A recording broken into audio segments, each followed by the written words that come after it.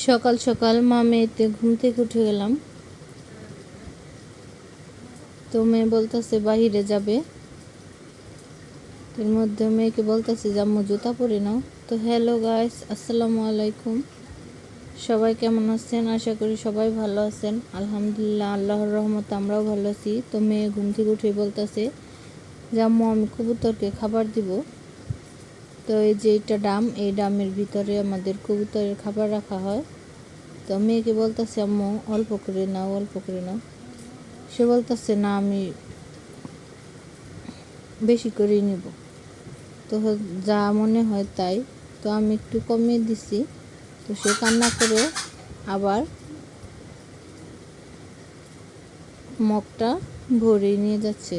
তো কি আর করার, এখন খাবার দিচ্ছে। তো দেখেন খাবারের জন্য কি সুন্দর করে তারা এসে পড়েছে।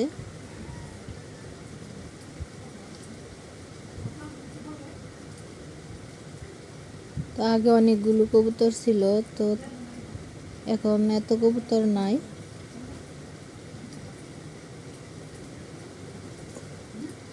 তো দেখেন কি সুন্দর করে তারা খাবার খাচ্ছে। তো আমার মেয়েও খাবার দিতেছে তাদের।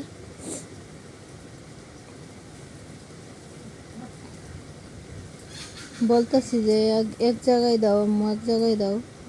সে বলতেছে না, আমি এক জায়গায় দিব না। তো জিদ, বাচ্চাদের জিদ, যখন যা মন চায় তাই করে।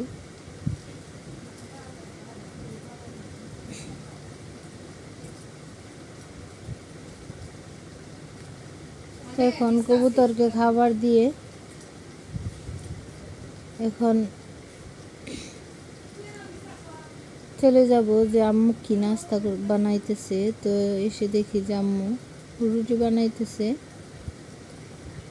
তো এর মধ্যে আমার মেয়ের জন্য কোয়েল পাখির ডিম সিদ্ধ করে দিয়েছে। তো আমার মেয়ে বলতেছে আম্মু দাও, আমি সুলি।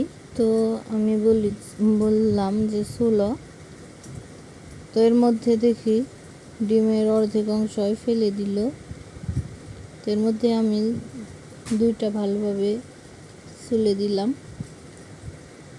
তো অন্ধকার দেখা যাচ্ছে, তো সাইডে গিয়ে বসে আছে।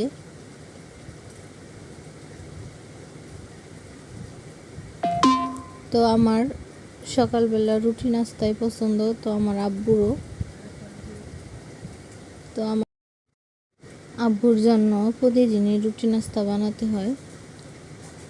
তো এর মধ্যে আম্মু রুটি বানিয়ে নিল।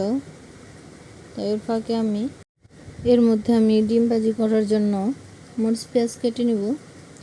তো মরিচ পেঁয়াজ কেটে ভালোভাবে সামান্য লবণ দিয়ে মাখিয়ে নিব। এর মধ্যে ডিম ভেঙে দিলাম। তো আমি ডিম কখনো হাত দিয়ে মাখাই না, কারণ হাতে একটা ডিমের কাঁচা গন্ধ আসে। তো আমি একটা চামচের সাহায্যে ডিমটাকে গুলে নিলাম। তো এখানে আম্মুর রুটি বানাতে দেরি হওয়ার কারণে আমি গ্যাসের চুলাতেই ডিমটা ভেজে নিব। তো ডিমটাকে আমি দিয়ে দিলাম।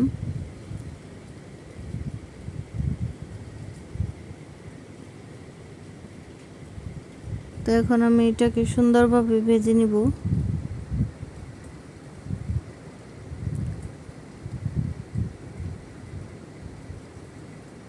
তো ডিমটা উল্টিয়ে দিতে গিয়ে অর্ধেক হয়ে গেছে আলাদা।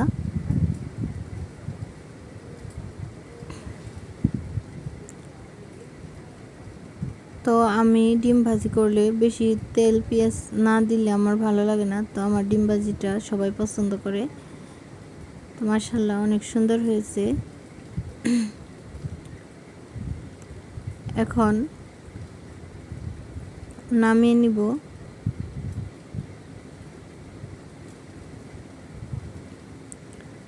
এখন কি সুন্দর পিঠার মতো ফুলে গেছে, বেশি তেল দেওয়ার কারণে। ডিমটা আলাদা হয়ে গেছে।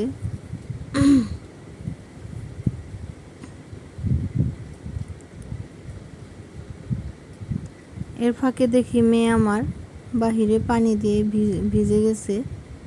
তো তার খালি দুষ্টুমি, সকালবেলায়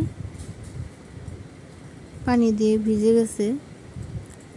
তো এর মধ্যে বলতেছি আম্মু খেয়ে নাও খেয়ে নাও। তো আমি দেখি যে আম্মু রুটি বানানো শেষ। তো এখন ঘরে নিয়ে এখন আমি নাস্তা করে নিব। তো মেয়েকে খাবারের জন্য ডাক দিতেছি, তো মেয়ে আসতেছে না। তো এখন আমি নিজেই খেয়ে নিব। তো আজকের ভিডিওটি এ পর্যন্তই। সবাই ভালো থাকবেন, সুস্থ থাকবেন, আমাদের জন্য দোয়া করবেন। আর আমাদের ভিডিওটি ভালো লাগলে লাইক কমেন্ট শেয়ার করে দিবেন। আসসালামু আলাইকুম।